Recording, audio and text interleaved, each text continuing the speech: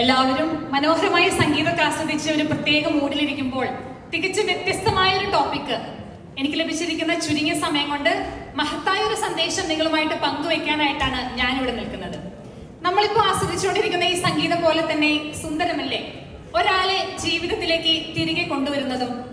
നമ്മൾ ഇവിടെ ആയിരിക്കുന്ന ഈ സമയത്ത് പോലും ഈ ലോകത്ത് എവിടെയൊക്കെയോ ആരൊക്കെയോ ഒരു തുള്ളി രക്തത്തിന് വേണ്ടിയോ ഒരു അവയവത്തിന് വേണ്ടിയോ ഒക്കെ കാത്തിരിക്കുന്നുണ്ടാകാം. അതെ, I would like to talk about the importance of blood donation and organ donation.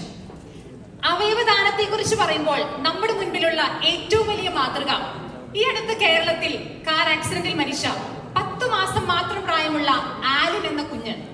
ആ കുഞ്ഞിന്റെ മരണത്തിന്റെ ആ തീരാ വേദനയിൽ പോലും ആ കുഞ്ഞിന്റെ മാതാപിതാക്കൾ എടുത്ത ആ മികച്ച തീരുമാനം, ആ കുഞ്ഞിലൂടെ 5 പേർക്ക് ജീവൻ നൽകാനായിട്ട് സാധിച്ചു. ആ തീരുമാനത്തിലൂടെ ആ കുഞ്ഞിന്റെ കരൾ നൽകിയത് വെറും 6 മാസം മാത്രം പ്രായമുള്ള മറ്റൊരു കുഞ്ഞിനാണ്.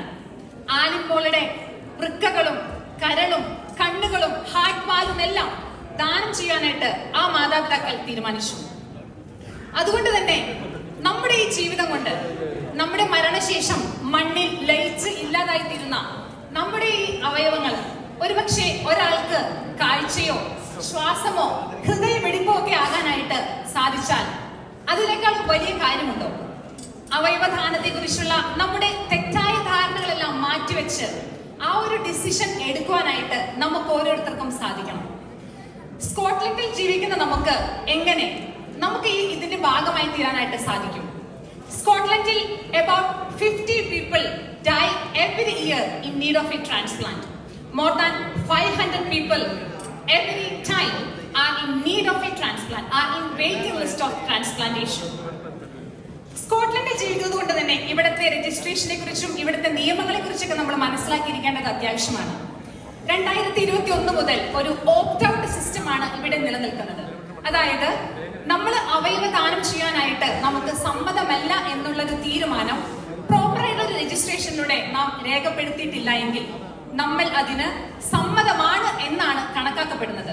It is like A deemed consent. നമ്മൾ മരിച്ചു കഴിഞ്ഞാലാണ് നമുക്ക് അവയവദാനം എന്ന പുണ്യപ്രവൃത്തി ചെയ്യാൻ സാധിക്കുമെങ്കിൽ നാം ജീവിച്ചിരിക്കുമ്പോൾ നമുക്ക് ചെയ്യാൻ കഴിയുന്ന മറ്റൊരു പുണ്യപ്രവൃത്തിയുണ്ട്. അത് മറ്റൊന്നുമല്ല, ബ്ലഡ് ഡൊണേഷൻ ആണ്. In every 3 minutes in the world someone needs blood. അതൊരു പക്ഷേ ഒരു ആക്സിഡന്റിലോ അല്ലെങ്കിൽ ഒരു ഡെലിവറിക്ക് ശേഷമോ അല്ലെങ്കിൽ ഒരു സർജറിക്ക് ശേഷമോ ഒക്കെ ആയിരിക്കാം ആ ബ്ലഡ് ആവശ്യമുള്ളത്. നമുക്ക് പലർക്കും ബ്ലഡ് കൊടുക്കുക എന്നുള്ളത് പേടിയുള്ള ഒരു കാര്യമാണല്ലേ. പക്ഷേ അതിന് പേടിക്കേണ്ട യാതൊരു കാര്യമില്ല. മാത്രമല്ല നമ്മൾ വിചാരിക്കും ബ്ലഡ് കൊടുക്കുമ്പോൾ നമുക്കിടെ ശരീരത്തിന് എന്തെങ്കിലും ഒരു ദോഷമായിട്ട് ബാധിക്കുമെന്ന്. അതെല്ലാം ഒരു മിസ്കൺസെപ്ഷൻസ് ആണ്. അതുകൊണ്ട് ബ്ലഡ് കൊടുക്കുന്നതിലൂടെ നമുക്ക് ഒരുപാട് പ്രയോജനം ഉണ്ടെന്നുള്ളതാണ്. നമ്മുടെ ബോഡിയിൽ ന്യൂ ബ്ലഡ് സെൽസ് ക്രിയേറ്റ് ചെയ്യപ്പെടുന്നത് മാത്രമല്ല, നമുക്ക് ഫ്രീ ആയിട്ട് ഒരു മിനി ഹെൽത്ത് ചെക്കപ്പ് കൂടെ ലഭിക്കുകയല്ലേ. മാത്രമല്ല നമ്മുടെ ബ്ലഡില് അയൺ അല്ലെങ്കിൽ ഇരുമ്പ് അടിഞ്ഞു കൂടുന്നത് മൂലം പല കോംപ്ലിക്കേഷൻസ് ഉണ്ടാകാം. നമ്മൾ റെഗുലർ ആയിട്ട് ബ്ലഡ് കൊടുക്കുമ്പോൾ ഈ ഒരു കോംപ്ലിക്കേഷൻ ഇല്ലാതാവുകയാണ് സംഭവിക്കുന്നത്. മാത്രമല്ല നമ്മളൊരു നന്മ പ്രവൃത്തി ചെയ്യുമ്പോൾ നമ്മുടെ ശരീരത്തിൽ ഹാപ്പി ഹോർമോൺസ് ആയ എൻഡോർഫിനും ഡോപ്പമിനും ഒക്കെ പ്രൊഡ്യൂസ് ചെയ്യുന്നതിലൂടെ നമ്മുടെ മെന്റൽ ഹെൽത്തിനെ പോലും അത് ബൂസ്റ്റപ്പ് ചെയ്യും. അതുകൊണ്ട് നമ്മൾ എന്തിനാണ് മടിച്ചു നിൽക്കുന്നത്? വെറും 10 മിനിറ്റ് കൊണ്ട് നമുക്ക് എത്ര പേരുടെ ജീവൻ രക്ഷിക്കാൻ സാധിക്കുമെന്നൊന്ന് ചിന്തിച്ചു നോക്കൂ. സ്കോട്ട്ലൻഡില് 17 വയസ്സ് മുതൽ 65 വയസ്സ് വരെയുള്ളവർക്ക് ബ്ലഡ് ഡൊണേറ്റ് ചെയ്യാം. ഓരോ 3 മാസം കൂടുമ്പോഴും നമുക്ക് ബ്ലഡ് ഡൊണേറ്റ് ചെയ്യാം.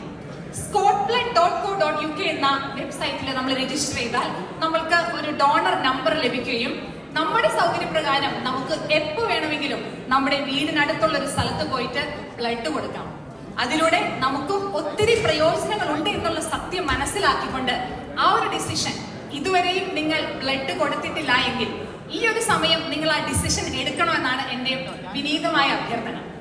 അപ്പോൾ നാം ജീവിച്ചിരിക്കുമ്പോൾ ബ്ലഡ് ഡൊണേഷനിലൂടെയും നാം മരിച്ചു കഴിഞ്ഞാൽ അവയവദാനത്തിലൂടെയും നമുക്ക് ഈ ലോകത്തിന് പ്രകാശം നൽകാനായിട്ട് സാധിച്ചാൽ എത്ര മഹത്തായ കാര്യമാണത്.